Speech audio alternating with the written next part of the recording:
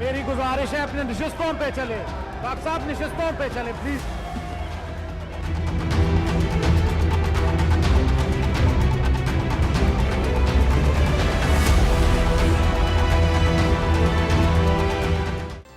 बिस्मिल्लाहिर्रहमानिर्रहीम, अस्सलाम वालेकुम नाज़रीन। प्रोग्राम में आपको खुशामदीद कहते हैं। इसहाक डार साहब ने आज सेनेट में एज अ सेनेटर हल्फ जो है उसको उठाया और कल बताया जा रहा है कि वो मुल्क के दोबारा से फाइनेंस मिनिस्टर बन जाएंगे। यहाँ से जब 2017 में वो गए थे तो मुख्तलिफ केसेस जो हैं वो उनके ख़िलाफ़ बनाए गए और पिछले 5 सालों से उनको एब्सकॉन्डर भी एक वक्त में करार दिया गया था अदालत की जानिब से। और अब हम देख रहे हैं कि दोबारा से वो वापस आए हैं और वापस आके आज वो पार्लियामेंट का हिस्सा बने और कल वो हुकूमत का हिस्सा बन के मुल्क की जो इस हुकूमत की माशी जो टीम है और माली जो टीम है उसको वो लीड करेंगे। ज़ाहिर है कि अपोजिशन जो है वो इसको तस्लीम करने के लिए तैयार नहीं है। इमरान खान साहब जो हैं कल भी उन्होंने बड़ा एक जारियाना रवैया अख्तियार किया था इस हवाले से, और आज भी हमने देखा है कि पेशावर में खिताब करते हुए उन्होंने कहा कि इसहाक डार साहब की जो वापसी है ये एक डील का नतीजा है और हमारे निज़ाम ने उनको नहीं रोका और ना ही उन लोगों ने रोका जो कि इस मुल्क के मुहाफ़िज़ हैं। ये अल्फाज आज उन्होंने दोबारा से दोहराए हैं। ऐसो आज हमने सेनेट के अंदर भी देखा कि अपोजिशन ने भरपूर जो है PTI और बाकी अपोजिशन ने भरपूर आज एहतजाज किया, ताम उसके दौरान उन्होंने अपना हल्फ जो है वो उठा लिया। क्या मुल्क की जो माशी सूरत हाल है उससे बेहतर हो जाएगी और अपोजिशन का मुस्तकबिल में क्या अमल होगा, इस पर हम बात करेंगे। मेरे साथ मौजूद हैं मोहतरमा सेनेटर डॉक्टर ज़रका तैमूर साहिबा, PTI की मरकज़ी रहनुमा है। बहुत शुक्रिया डॉक्टर साहिबा, आपने हमें टाइम दिया। काइंडली सबसे पहले तो ये बता दें कि जबकि तमाम हमारे जो इदारे इंस्टीट्यूशंस हैं उन्होंने कोई यानी इलेक्शन कमीशन है, आपकी अदालतें हैं और पार्लियामेंट का अपना एक फोरम है, वहाँ से कोई अपोजिशन नहीं थी, तो आप लोगों ने जो एहतजाज किया उसका पर्पस क्या था फिर? जी बहुत शुक्रिया। देखिए, अगर बाकी सब के ज़मीर मरे हुए हैं तो हमारा तो ज़मीर जाग रहा है। एक आदमी जो मिनिस्टर होते हुए मफरूर हुआ और जिसके ऊपर जिसने बयान हल्फी दिया हुआ है कि मैं मनी लॉन्ड्रर हूँ और मैं नवाज शरीफ का रिप्रेजेंटेटिव था और हुदैबिया पेपर मिल्स में मेरा क्या रोल था, बयान हल्फी जिस आदमी ने दिया जिसके ऊपर नैब के पेंडिंग केसेस थे। अब ये तो बात ऐसी है ना, यहाँ पे तो आवे का आवा जब बिगड़ता है तो सारे ही बिगड़े होते हैं, क्योंकि सारे मुलव्वस होते हैं, उसको वेस्टेड इंटरेस्ट है, मुनाफे में भी इनके बराबरी के हिस्से होते हैं। तो जाहिर है वो जब एक आदमी गलत काम करता है तो बाकी सारे जो उसके मिले हुए होते हैं वो साथ पर्दा डालते हैं। तो हम तो इस बात पे हमारा एहतजाज है कि आदमी जो 2018 में इलेक्ट हुआ सेनेट के लिए उसने हल्फ नहीं दिया, उसके बाद ऑर्डिनेंस आया कि 60 दिन के बाद ऐसा आदमी हल्फ नहीं ले सकता, डिस्क्वालीफाई हो जाता है। डिस्क्वालीफाई होने इलेक्शन कमीशन जो कि एक इंतहाई जानिबदार इदारा है, उन्होंने चीफ इलेक्शन कमिश्नर साहब तो जो वो आपने ऑडियो लीक्स भी सुनी ली होंगी कि वो किस किस्म की नौकरी करते हैं, नवाज शरीफ साहब की उनसे डायरेक्ट ऑर्डर्स लेते हैं। तो इन हालात में जब लोगों की इस किस्म के बिहेवियर हों वहां पर आपको तो शुक्र करना चाहिए कि कोई ऐसे बाज़मीर लोग हैं जो बात कर सकते हैं। लेकिन इलेक्शन कमीशन ने तो मैडम आपको मालूम है आज जो प्रेस रिलीज उनकी तरफ से आई है उन्होंने तमाम इल्जामात एक मरतबा फिर इमरान खान साहब के मुस्तरद कर दिया और उन्होंने कहा है कि इलेक्शन का जो प्रोसेस है वो तभी हो सकता है अगर असम्बलियाँ तहलील हो जाएं या उनका जो वक्त है यानी नेशनल असम्बली का, प्रोविंशियल असम्बलीज का, वो पूरा हो जाए। जब तक वो पूरा नहीं होगा कोई इलेक्शन वगैरह नहीं होने का। देखिए, ये इस मुल्क के इदारों की कमजोरी है और ये जितने भी लोग हैं आप देखिएगा कि वक्त के साथ इनका क्या हशर होता है, क्योंकि ना ये लोग मुल्क से वफादार हैं माजरत के साथ, ना ये अपने हल्फ से वफादार होते हैं। ये वो काम करते हैं जिसमें इनको वक्ती फायदा मिलता है। इस किस्म के लोगों को क्या उनकी जजमेंट, जिनकी एक दिन जजमेंट अलिफ होती है, अगले दिन मफाद के तहत बे हो जाती है और तीसरे दिन तय हो जाती है, तो इन लोगों का क्या एतबार है, इनकी क्या क्रेडिबिलिटी है? मुझे ये बताइए, जो लोग इस मुल्क में रहते हैं और हुक्म लेते हैं, मतलब महकूम के महकूम, गुलाम दर गुलाम है, कि एक जाके पांव पकड़े हैं उस इमैनुअल मैक्रोन का जिसको गालियां दे रहे थे, जिसके ऊपर आपका मौलाना साद रिजवी साहब एक हैं जिनके पीछे बहुत से लोग निकल आए थे, पता नहीं कौन उनको निकालता है। तो अब इमैनुअल मैक्रोन फ्रेंच प्रेसिडेंट के साथ इस कदर दस्तोबाजू हो रहे हैं, तो उस वक्त किधर गया हमारा जमीर लोगों का, किधर गई वो सारी बातें? आप देखिए किस तरह से ये यहाँ पर काम होते हैं। एक दिन सब सही होता है, एक दिन चोर कहते हैं। कहने वाले कौन है इस मुल्क में लोगों को चोर? कौन सारी इंफॉर्मेशन देते हैं, इंटेलिजेंस कौन देता है? उसके बाद जब अपना मफाद मुख्तलिफ हो जाता है तो वही चोर फिर सफेद हो जाता है। लेकिन मैडम आप लोग जाहिर है कि जो अदालती प्रोसेस है उसको तो आप लोग तस्लीम करते हैं, मानते भी हैं, और जाहिर है कि इमरान खान साहब को हमने देखा कि उनको इन्हीं अदालतों से जो है वो बेनिफिट भी मिलता रहा। अभी रिसेंटली जो उनके खिलाफ जो भी केसेस इस हुकूमत ने किए वो यके बाद दीगरे हम देख रहे हैं कि वो ख़त्म हो रहे हैं, and that is through the court process. तो अब इसहाक डार साहब वापस आए हैं, हमारी सुप्रीम कोर्ट यहाँ पे है, हमारी हाई कोर्ट है, हमारे बाकी जो इदारे हैं, इंस्टीट्यूशंस हैं, अगर कहीं पे कोई प्रॉब्लम है तो आई थिंक कि आपकी पार्टी दोबारा से you can approach to the courts. देखिए बात ये है कि इमरान खान साहब पे जो इन्होंने टेररिज्म का केस किया वो क्या था? वो ये था कि उन्होंने कहा था कि जिस मैजिस्ट्रेट ने टॉर्चर की एविडेंस, रिटन एविडेंस देख के उसको फिर से रिमांड नहीं दिया, तो इसको हम लीगली कोर्ट में चैलेंज करेंगे। ये बात कहने पे उनके ऊपर आपने टेररिज्म का केस कर दिया। आपके जितने भी केसेस हैं उनके नीचे कुछ है ही नहीं। वो केस कभी भी आगे नहीं जा सकते क्योंकि जिस प्रेमिस पे लगाए हैं वो प्रेमिस सॉलिड प्रेमिस है ही नहीं। और इसका मुवाजना आप कर रहे हैं ऐसे केसेस से जिसमें लोग 16 अरब रुपए, इस वक्त आपका जो क्राइम मिनिस्टर है 16 अरब के उनके ऊपर FIA के केसेस थे, 8 अरब के नैब के केसेस। 3.5 साल आप लोग हुकूमत में रहे ना, 3.5 साल आप लोगों ने शहजाद अकबर साहब जैसे बड़े कॉम्पिटेंट एक लॉयर को जो है वो रखा एज ए एडवाइजर, बट आप लोग किसी को कोई सजा नहीं दे सके, किसी से एक टक्का जो है, एक पाई जो है वो भी नहीं रिकवर कर सके। तो क्या यही इस बात की दलील नहीं है कि इस मुल्क में चलाने वाले कोई और हैं और वो चलाने वाले अपने मफाद के मुताबिक सब कुछ चलाते हैं? क्योंकि ये तो हमेशा से, अब देखिए ना किस तरह नैब किसने बनाया था, मुझे बताइए। आज से 20 साल पहले किसने नैब बनाया था? जिसने नैब बनाया था वही लोग। तो आप खुद ही इस बात की तस्दीक कर रही हैं ना, मेरी गुजारिश, आप इस बात की तस्दीक कर रही हैं कि जो डार साहब के खिलाफ भी केसेस होंगे फिर वो भी जाहिर है कि उनके ऊपर हकायक की बेस के ऊपर नहीं होंगे ना। फिर अगर एविडेंस हो तो अदालत उनको कैसे छोड़ेगी? नहीं, अदालत कैसे ना छोड़े? जिस आदमी ने बयान हल्फी दिया हुआ है वो कैसे ये बात खत्म हो सकती है? जी नाज़रीन, हमारे साथ थी सेनेटर डॉक्टर ज़रका तैमूर साहिबा, उनसे बात हो रही थी। इसहाक डार साहब ने आज, जैसे मैंने पहले आपको बताया शुरू में, कि उन्होंने आज अपना हल्फ ले लिया है बेहसियत सेनेटर, और कल जो है बताया जा रहा है कि वो फाइनेंस मिनिस्टर की हैसियत से हल्फ उठाएंगे और इस काबीना का, शहबाज साहब की जो काबीना है उसका हिस्सा बनेंगे, और पाकिस्तान की जो इस वक्त फाइनेंशियल पोजीशन है उसको बेहतर करने के लिए पाकिस्तानी इकोनॉमी और फाइनेंस की जो टीम है हुकूमत की उसको लीड करेंगे। और पिछले 2 रोज़ में हमने देखा है कि डॉलर की जो कीमत है वो बतदरीज नीचे को आ रही है, और आज इसहाक डार साहब ने वहाँ पे पार्लियामेंट के अंदर बात करते हुए उन्होंने कहा भी है कि ये अननेचुरल है, यानी रुपये की जो कदर है उसको मज़ीद मजबूत होना चाहिए। और फिर उन्होंने 99 की एग्जाम्पल दी, और उन्होंने कहा कि वो लोग जो कि हुंडी वाले जितने भी लोग हैं जो कि इस कारोबार के अंदर मुलव्वस हैं उनको इसमें जो है वो देखा जाएगा, उनको उन इश्यूज़ को जो है वो एड्रेस किया जाएगा। सो देखना ये है कि आने वाले दिनों में क्या हुकूमत का ये जो फैसला है, यानी नवाज शरीफ साहब का, शहबाज शरीफ साहब का फैसला जो है इसहाक डार साहब को दोबारा से वापस फाइनेंस मिनिस्टर बनाने का, वो किस हद तक कामयाब होता है। यहाँ पे एक शॉर्ट ब्रेक लेते हैं, वापस आगे प्रोग्राम को आगे बढ़ाते हैं, हमारे साथ रहिएगा।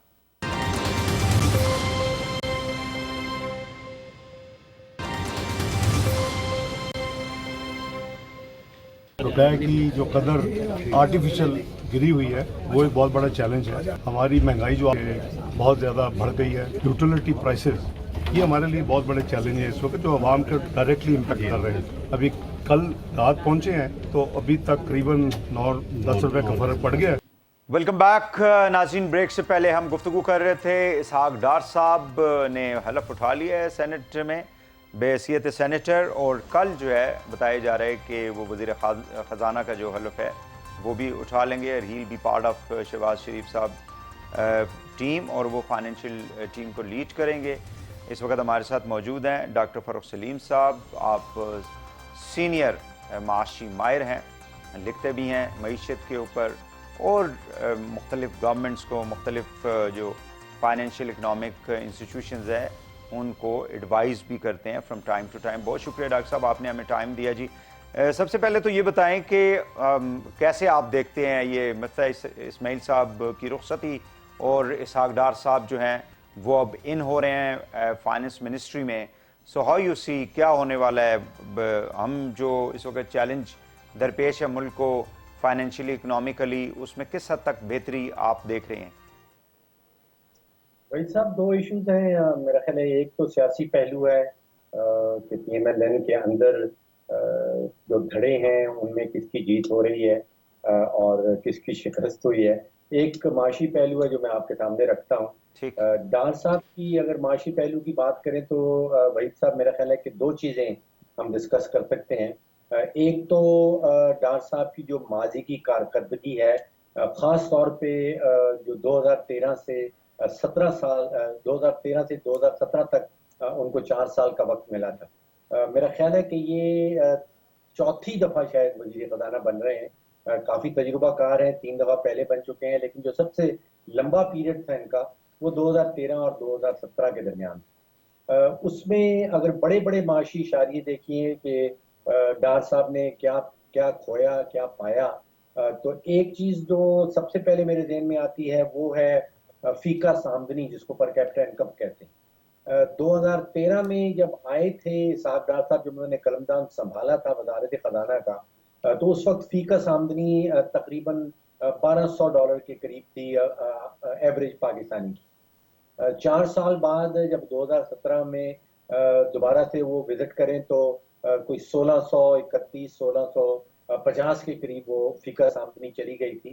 یعنی کہ ان 4 سالوں کے دوران تقریباً 35 سے 40% اضافہ ہوا پاکستانیوں کی فی کا آمدنی کا.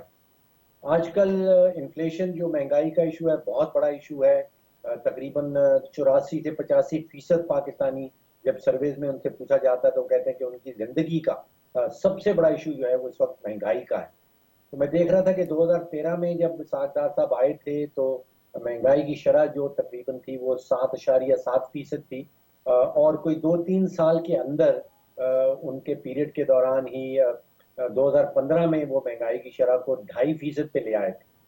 تو یہ دو بڑے اشاریے ہیں جس میں آپ سمجھیے کہ اسحاق ڈار صاحب کی ایک کامیابی جو ہے فی کا آمدنی کے حوالے سے دیکھ لیجئے یا مہنگائی کی شرح سے دیکھ لیجئے. اگر فورن ڈائریکٹ انویسٹمنٹ جو بیرونی سرمایہ کاری ہے وہ 2013 میں صرف $1 بلین کی ہوا کرتی تھی, اور 2016 میں کوئی 2-3 سال جب وہ وزیر خزانہ تھے تو وہ تقریباً 3 گنا بڑھ گئی, کہیں 2.6 2.7 بلین ڈالر پہ پہنچ گئی. تو ماضی کی کارکردگی تو کافی آپ سمجھیے کہ حوصلہ افزا رہی ہے, لیکن جو حالات تھے پاکستان کے, جو حالات تھے دنیا کے 2016-17 میں, اب وہ نہیں ہیں.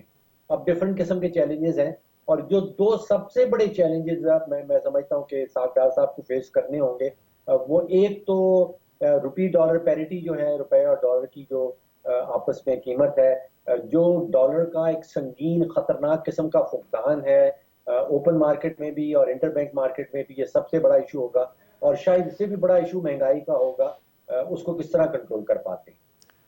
اچھا, پچھلے 2 روز میں ہم نے جب سے اناؤنسمنٹ ہوئی ہے, ظاہر ہے جو میٹنگ ہوئی آپ نے بھی دیکھی لنڈن کے اندر, اس کے بعد ہم نے دیکھا ہے کہ پچھلے 2 روز کے اندر تو ڈالر کی جو پرائس ہے وہ روپی کے مقابلے میں نیچے آ رہی ہے. تو اس سے ہم یہ اندازہ لگا سکتے ہیں کہ کل جب وہ فائنانس منسٹر بن جائیں گے اور پھر فارملی فائنانس منسٹری کے اندر بیٹھ کے جب وہ اپنا کام شروع کر دیں گے تو ڈیفینیٹلی جہاں جہاں پہ لوپ ہولز ہیں ان کو وہ ضرور ایڈریس کرنے کی کوشش کریں گے اور برج کرنے کی ان گیپس کو کوشش کریں گے, جس کا انہوں نے آج ایک تو ہنڈی والے کے حوالے سے انہوں نے کہا جی کہ یرغمال ہم نہیں بنا سکتے اس ڈالر کو ہنڈی والوں کے ہاتھوں. پھر انہوں نے کہا کہ روپے کی قدر جو ہے وہ مصنوعی طور پہ گرائی جا رہی ہے. سو وٹ ڈو یو سے آن اٹ؟ देखिए दो इश्यूज हैं वहीद साहब, जरा सा टेक्निकल मामला है। एक तो लूप होल का आपने जिक्र किया, बिल्कुल ठीक किया। और एक लूप होल्स और एक बुनियादी कमजोरी या बुनियादी ताकत होती है करेंसी के अंदर। लूप होल्स ये हैं कि मैं समझता हूँ कि कुछ चीजें जो सामने आई हैं कि जो बैंक के ट्रेजरी डिपार्टमेंट्स हैं, 8 बैंकों का नाम भी आया है, उन्होंने कोई पिछले 3 महीनों में 22 अरब रुपया कमाया है फॉरेन एक्सचेंज के थ्रू। यानी कि वहां पे कुछ मामला खराब था। जो मसनूई का आपने जिक्र किया, मसनूई तौर पे रुपए की वैल्यू को गिराया जा रहा था और उससे माल बनाया जा रहा तो था। उनके खिलाफ और क्या कार्रवाई हो सकती है? जी उनके खिलाफ स्टेट बैंक जो है वो कार्रवाई कर सकता है, उसने शो कॉज नोटिस इशू किए हैं। बांग्लादेश में भी ऐसा ऐसा काम हुआ था, हमने देखा कि बांग्लादेश का जो सेंट्रल बैंक है उसने जो चीफ एग्जीक्यूटिव्स हैं कुछ बैंकों को उनकी छुट्टी भी करवाई है। तो ये इंतजामी इकदाम हैं जो मैं समझ रहा हूँ कि मार्केट एक्सपेक्ट कर रही है कि इसाक डार साहब is in a better place, जो मिफ्ता इस्माइल साहब शायद नहीं कर सकते थे या तो डॉक्टर इतना। साहब नून लीग की जो लीडरशिप है या इसहाक डार साहब के हवाले से माजी में हमने ये देखा है कि बिजनेस फ्रेंडली गवर्नमेंट होती है या बिजनेस फ्रेंडली पॉलिसी मेकर्स होते हैं, डिसीजन मेकर्स होते हैं। तो डू यू थिंक कि इस सूरत हाल में वो किसी भी बैंक के खिलाफ या बैंक के ओनर के खिलाफ कोई इस किस्म की कार्रवाई कर सकते हैं मौजूदा सूरत हाल के अंदर अपनी रिट ऑफ द स्टेट या रिट ऑफ द गवर्नमेंट को एस्टैब्लिश करने के लिए? जी भाई साहब, मेरा ख्याल है कि कर सकते हैं और शायद उन्होंने माजी में ऐसा किया भी है। न सिर्फ बैंकों को टेम करना, उनको सुधारना, बल्कि जो एक्सचेंज कंपनीज हैं आप देख रहे हैं कि उनको भी डार साहब का जो है वो खौफ सामने आया है। एक चीज अगर आपने देखी हो कि ओपन मार्केट में रुपया तकरीबन 10 रुपए नीचे आया है और इंटर बैंक में तकरीबन 5-6 रुपए है। सही। जिसका मतलब ये है कि इंटर बैंक में कम सट्टा था, जो सट्टाबाज ज्यादा सट्टा चल रहा था वो ओपन मार्केट में चल रहा था। लेकिन मैं इसमें ऐड ये करना चाहता हूं कि ये इंतजामी इकदाम तो वो कर पाएंगे, लेकिन एक बुनियादी कमजोरी है रुपए के अंदर, और वो कमजोरी है कि हम 80 बिलियन की एक्सपोर्ट कर डालते हैं, इंपोर्ट कर डालते हैं और एक्सपोर्ट हमारी 30-31 अरब से नहीं बढ़ती। तो वो 40 अरब डॉलर का जो खसारा है, उसका जो प्रेशर है रुपए के ऊपर वो जारी रहेगा। उसका ताल्लुक जो है वो स्ट्रक्चर से है। वो जब तक स्ट्रक्चरल चेंजेस डार साहब नहीं कर सकते, नहीं कर पाएंगे, उस वक्त तक वो और उसके लिए तो डेफिनेटली उसके लिए तो यू नीड अ टाइम।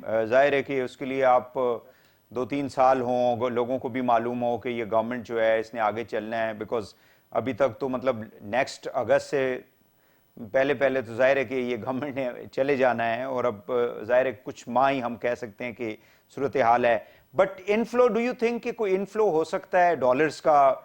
जैसे अभी शहबाज शरीफ साहब की मुलाकात हुई थी, वहाँ पे एमडी जो हैं उनके आईएमएफ के और बाकी फाइनेंशियल इंस्टीट्यूशन से या फ्रेंडली कंट्रीज के साथ जो हमारे मामलात चल रहे थे, डू यू थिंक कि डॉलर्स की इनफ्लो, क्योंकि आपने पहले भी कई प्रोग्राम्स में ये कहा कि जब तक हमारे पास डॉलर्स नहीं होंगे तो जाहिर है कि रुपये के ऊपर प्रेशर उसी तरह रहेगा।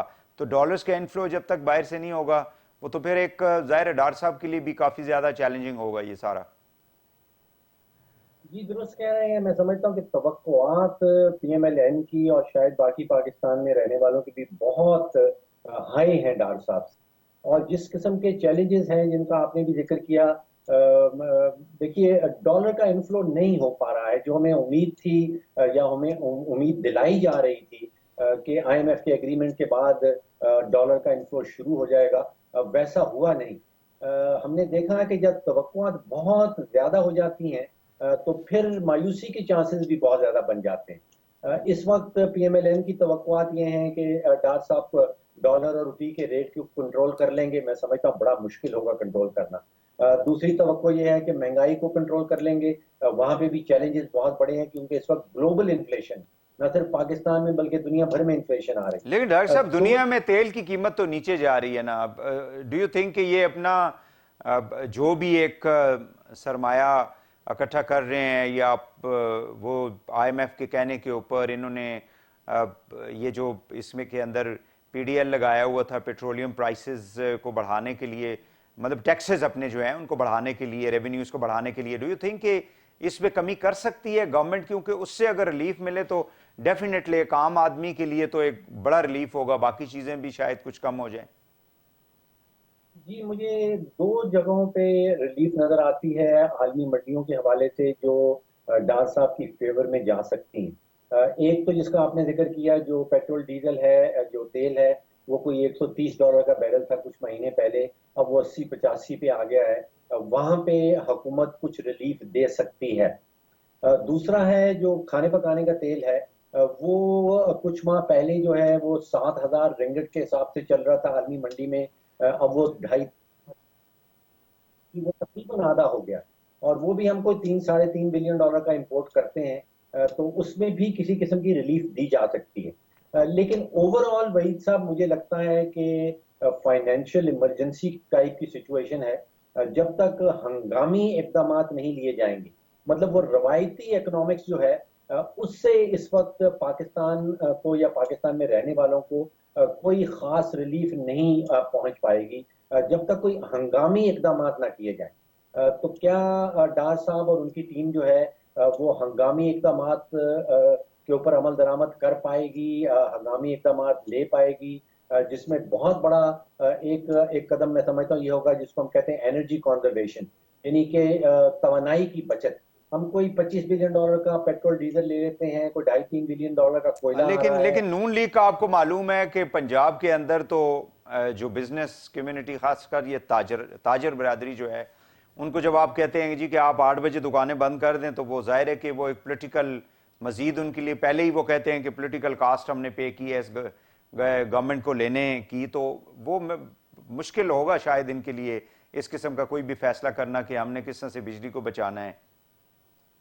جی میرا اشارہ ایکچولی تھا کہ جو پاور سیکٹر ہے اس کے اندر بہت ساری جو تیل ہے اس کو ہم ضائع کر رہے ہیں، بہت بڑے بڑے جو انفیشینٹ پلانٹس ہیں ان کو چلا رہے ہیں۔ اسی طرح جو انڈسٹریل سیکٹر ہے اس میں تیل اور انرجی جو ہے بہت ضائع ہوتی ہے، ان کے اوپر کوئی ہنگامی اقدامات اگر اٹھائے جاتے ہیں، پھر میرا خیال ہے کہ جو نیشنل فائنینس ایوارڈ ہے جو جس میں 56% جو وسائل ہیں وفاقی حکومت کے جو صوبوں میں بانٹ دیے جاتے ہیں، اس کو ری نیگوشیٹ کیے بغیر شاید بڑا مشکل ہے ملک کو آگے لے کے جانا۔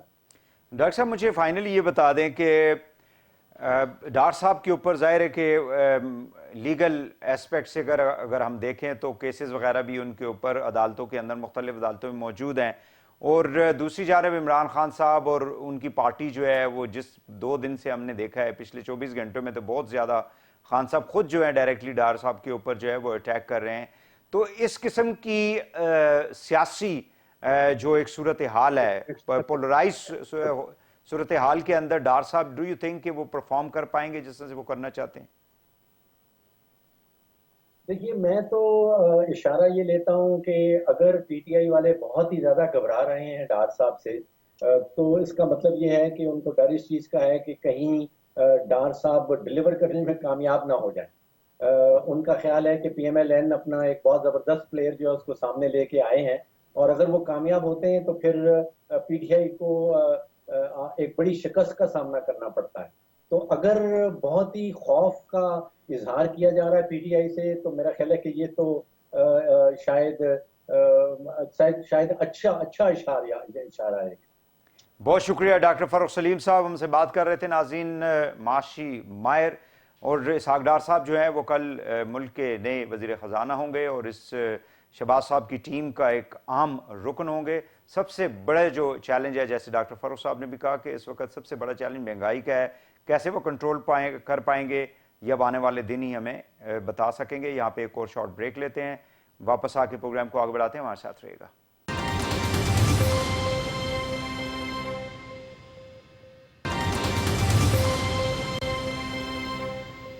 یہ ایک اہم معاملہ ہے اور بہت بڑا ایک سوالی نشان ہے۔ کون آئے گا پاکستان کے وزیر اعظم سے وزیر اعظم ہاؤس میں ملنے؟ 100 باتیں ہوتی ہیں، وہ لوگ 100 بار سوچیں گے کہ کیا ہم یہ بات کریں، یہ ہماری تو آواز یہاں پر ریکارڈ ہو رہی ہوگی. تو یہ میری بات نہیں ہے، وزیر اعظم ہاؤس کی بات نہیں، یہ پاکستان کی 22 کروڑ عوام کی عزت کی بات ہے. ہائی پارٹ کمیٹی میں بنا رہا ہوں جو کہ اس سارے معاملے کی پوری تحقیق کرے گی اور اس کی تہہ تک پہنچے گی انشاءاللہ. اور رہی بات ایوان صدر کی، تو آپ، مجھے نہیں پتا، آپ یہ چاہتے ہیں کہ وہ بھی آڈیو لیک ہو جائے، یہ چاہتے ہیں؟ ویلکم بیک ناظرین. اس سیگمنٹ میں ہم گفتگو کریں گے جو مبینہ پرائم منسٹر آف پاکستان کی جو آڈیو جو ہے وہ لیک ہوئی ہے، جو وہ پی ایم آفس میں اور پی ایم ہاؤس میں گفتگو کر رہے تھے اپنے وزراء کے ساتھ، اپنی ٹیم کے ساتھ. اس حوالے سے ایک جی اے ٹی جو ہے اس کو بھی بنایا گیا ہے، اور رانا ثناء اللہ صاحب نے تو آلریڈی کل ہی میڈیا کو بتا دیا تھا کہ ہم جو ہے اس کی جو گراؤنڈز ہیں یا اس کی جو روٹس ہیں وہاں تک ہم پہنچ چکے ہیں. ابتدائی طور پہ لگتا یہ ہے کہ کچھ ہیکرز ہیں جنہوں نے تمام یہ جو گفتگو ہے اس کو ہیک کیا ہے، اور یہ ڈیٹا کافی ہیوی ڈیٹا ہے، کافی زیادہ گفتگو اس کے اندر جو ہے وہ ریکارڈ کر کے انہوں نے رکھی ہوئی ہے. اور بتایا جاتا ہے کہ مزید بھی اس قسم کی جو آڈیوز ہیں ان کو لیک کیا جا سکتا ہے سوشل میڈیا کے ذریعے. لیکن یہ معاملہ چونکہ ایک سٹنگ وزیر اعظم کا ہے، سیکیورٹی کا معاملہ ہے اور ملک کی، اس حوالے سے یہ کافی زیادہ حساس ہے. اس پہ ہم گفتگو کریں گے. ہمارے ساتھ موجود ہیں سابق D G I B intelligence bureau جناب اختر حسن خان گورچن صاحب. بہت شکریہ اختر صاحب، آپ نے ہمیں ٹائم دیا. میں یہ عرض کر رہا ہوں کہ پرائم منسٹر آفس یا پرائم منسٹر ہاؤس جو ہے وہ ایک چیف ایگزیکٹو ملک کا جو ہے وہ ایک بہت ہی امپورٹنٹ پلیس ہے، اور پرائم منسٹر کی پوزیشن ایک بہت امپورٹنٹ پوزیشن ہے. تو یہ جو سیکیورٹی بریچ ہوئی ہے، چونکہ ہمارے بڑے حساس اور امپورٹنٹ ادارے اس کی سیکیورٹی کے اوپر معمول ہوتے ہیں، تو یہ کیسے ممکن ہو سکتا ہے جب تک کہ کوئی مطلب کوئی اندر کا شخص جو ہے وہ اس کے اندر ملوث نہ ہو؟ اگر آپ میری رائے جاننا چاہیں گے تو میرا تو یہی خیال ہے کہ پرائما فیس شاید 2 اداروں پہ نظر جاتی ہے جن کے پاس یہ کیپیبلٹی ہے کہ وہ ٹیلی فون بگنگ یا کسی پریمیسز کو بگ کر سکتے ہوں. وہ ظاہر ہے ایک انٹیلیجنس بیورو ہے، ایک آئی ایس آئی ہے. تو لیکن جو آج کل مارکیٹ میں لیٹسٹ ڈیوائسز اور گیجٹس اویلیبل ہیں، تو وہ بھی بہت ہی ٹیکنالوجی کو بہت مطلب ایڈوانس طریقے سے استعمال کر کے، تو ان کی اویلیبلٹی بھی ہے. تو اس جو پرائیویٹ اس میں ایک ہے مارکیٹ والا پہلو، اس کو بھی آپ رول آؤٹ نہیں کر سکتے. ایک دفعہ ہم لوگ چائنا جانے کا اتفاق ہوا تو مارکیٹ میں جا کے وہاں ایسی ڈیوائسز ہم نے دیکھی کہ عقل دنگ رہ جاتی ہے. تو ورنہ بظاہر تو پھر یہی 2 ایجنسیز ہیں جن کے پاس یہ کیپیبلٹی ہے. تو لامحالہ پھر یہی قیاس آتا ہے ذہن میں فوری طور پہ کہ ان 2 اداروں میں سے ہی کچھ جو کچھ ہوا ہے. اس کے علاوہ تو کوئی ایسا صورتحال نہیں لگتی کہ کوئی تھرڈ پارٹی اس میں سے اس طرح سے انٹروڈ کر سکے. سیکیورٹی جو ہوتی ہے پرائم منسٹر آفس کی یا پرائم منسٹر ہاؤس کی جو ہے وہ مطلب اس کی کتنی لیئرز ہوتی ہیں؟ ظاہر ہے کہ آپ ایک بڑے امپورٹنٹ ادارے کو ہیڈ کرتے رہے ہیں، اور وہی ادارہ جو ہے وہ پرائم منسٹر کی سیکیورٹی کے اوپر معمول بھی ہوتا ہے. تو وہ کتنی لیئرز ہوتی ہیں کہ اس قسم کا کام جو ہے وہ ان تمام لیئرز کو کراس کر کے کوئی بھی شخص جو ہے یا کوئی ہیکر ہے یا ڈیوائس جو ہے اس کو کہیں پہ انسٹال کی جا سکتی ہے؟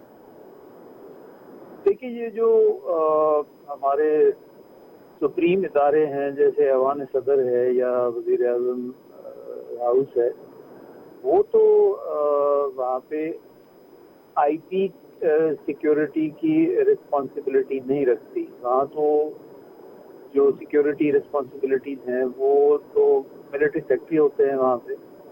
ان کے نیچے جو وہاں پہ سیکیورٹی اسٹاف ہے، ڈی جی سیکیورٹی ہے یا ان کے نیچے جو دوسرے، وہ سارا یعنی آرم فورسز کی طرف سے سیٹ اپ ہے جو سیکیورٹی کا ذمہ دار ہے. لیکن یہ جو بگنگ ہوتی ہے تو وہ جو روٹین کی ڈیلی روٹین کی سیکیورٹی میں اور اس طرح کی بگنگ اگر کہیں ہوتی ہے تو اس میں بہت فرق ہوتا ہے. ٹھیک. یعنی جو ایک فوجی اہلکار باہر گیٹ پہ کھڑا ہے یا جو انٹرنل سیکیورٹی کے لیے وہاں ڈیوٹی دے رہا ہے وہ اس کو نہیں پتہ چلے گا اگر اندر کا اسٹاف کا کوئی آدمی جا کے کوئی بگنگ ڈیوائس یا اس طرح کا. ظاہر ہے اندر اپنے اسٹاف پہ تو کوئی وہ نہیں ہوتا, وہ سارے سیکیورٹی کلیئرڈ ہوتے ہیں.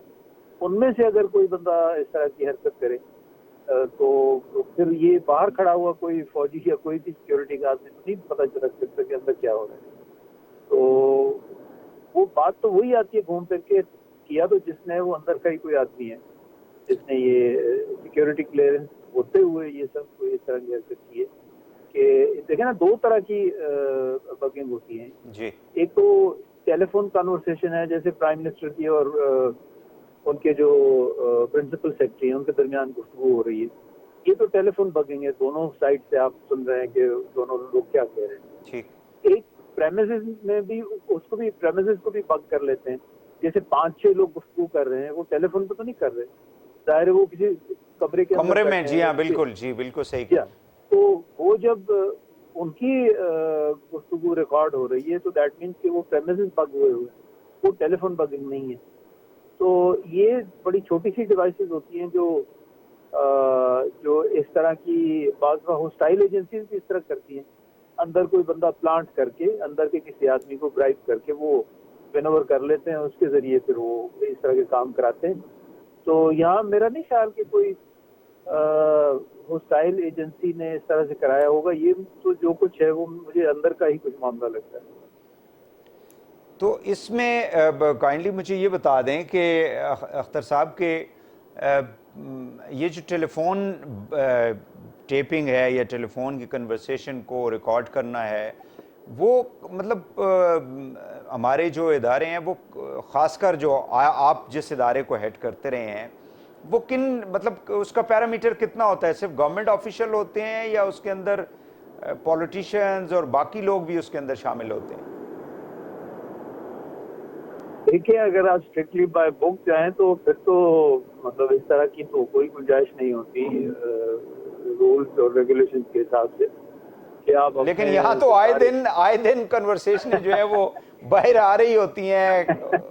تو یہ پھر یہ کہ یا تو پھر یہ جن سیلولر کمپنیوں سے لوگ لیتے ہیں سروس لیتے ہیں, پھر ان کو جا کے سو کریں, کہ کورٹ میں جا کے سو کریں ان کو. پھر بس وہ پھر ہے مطلب رولز ریگولیشنز اپنی جگہ پہ, پھر مطلب یہاں سے چلتا ہے. تو یہ کیونکہ آپ کو تو معلوم ہے کہ یہاں پہ تو یہ بھی ڈسکشنز ہوتی رہیں کہ یعنی جو ہمارے سپیریئر جوڈیشری کے ججز ہیں ان کے بارے میں بھی لوگ باتیں کرتے رہے کہ ان کی کنورسیشن کو بھی ریکارڈ کیا جاتا رہا. پھر جو امپورٹنٹ وہ ہیں صحافی ہیں یا جو لوگ انفلوئنشل ہیں ان کے ٹیلی فون جو ہے ان کو بھی بگ کیا جاتا رہا ہے. اصل میں آپ اگر کیپیبلٹی کی بات پوچھیں تو شروع میں تو جو آئی بی ہے وہ ڈپینڈنٹ ہوتی تھی آئی ایس آئی پہ, یعنی ٹیلی فون ٹیپنگ جو ہے وہ ڈائریکٹلی یہ نہیں کر سکتے تھے. جو جی ایس ایم ڈیوائسز ہوتی ہیں, یعنی لینڈ لائن تو ہو گئی, آئی بی کے پاس کیپیبلٹی ہوتی تھی, لیکن جی ایس ایم جو جس میں موبائل ڈیوائسز ہے وہ تھرو آئی ایس آئی یہ لیتے تھے. تو بعد میں نے سنا تھا میرے ٹینیور کے بعد کہ آئی بی کو جی ایس ایم والی کیپیبلٹی پہ آ سکتا ہے.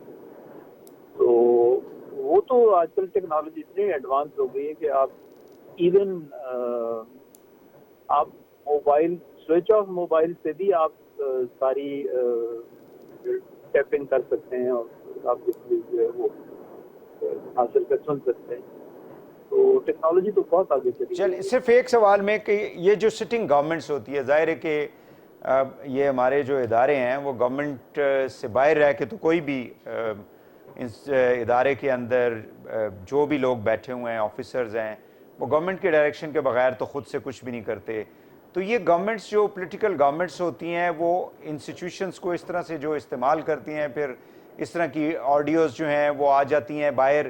تو ڈو یو تھنک کہ the institutions should follow all the instruction of the governments? ہونا تو وہی چاہیے جیسے آپ کہہ رہے ہیں, بالکل ایسے ہونا چاہیے. یہ ٹیلی فون ٹیپنگ اور اس طرح کی جو بھی مانیٹرنگ ہوتی ہے اس کا استعمال تو اسٹرکٹلی نیشنل سیکیورٹی کے حوالے سے ہونا چاہیے, اور وہ جو پولیٹیکل ایلیمنٹ ہے اس میں, جیسے پولیٹیشنز کو مانیٹر کرنا یا جرنلسٹ کو یا ججز کو, وہ تو بالکل ہی ڈیزائربل نہیں ہے.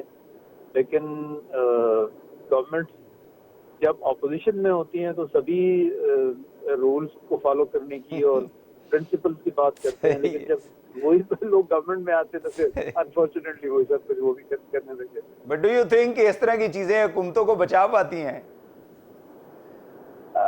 بس وہ شارٹ ٹرم آپ کہہ لیں ان کو شاید کچھ ریلیف ملتا ہو یا بینیفٹ ملتا ہو, لیکن لانگ ٹرم میں تو آپ دیکھ لیں اب کتنا بڑا پنڈورا باکس کھل گیا. بہت شکریہ آپ کا, بہت شکریہ اختر حسن خان گورچند صاحب, تھینک یو ویری مچ. سابق ڈی جی آئی بی ناظرین ہمارے ساتھ تھے, اور یہ جو ظاہر ہے کہ ایک نیشنل سیکیورٹی, باقی جو لوگ ہیں سیاستدان ہیں ان لوگوں کی آڈیوز مختلف اوقات کے اندر ہم دیکھتے رہے, آتی بھی رہی ہیں سوشل میڈیا کے اوپر, لیکن چونکہ یہ پرائم منسٹر آف پاکستان کا معاملہ ہے اور یہ ایک امپورٹنٹ پوزیشن ہے جس کی سیکیورٹی جو ہے اور ان کی جو بھی ایکٹیویٹیز ہیں, کنورسیشن ہے, وہ امپورٹنٹ ہے. اس حوالے سے یہ سارا جو اس وقت معاملہ ہے جس کو کل ڈسکس بھی کیا جا رہا ہے نیشنل سیکیورٹی کے اندر, وہ اس کی اہمیت اس وجہ سے بڑھ جاتی ہے. آج کے لیے اتنا ہی. وحید حسین کو پروگرام سے اجازت دیجیے. اللہ حافظ.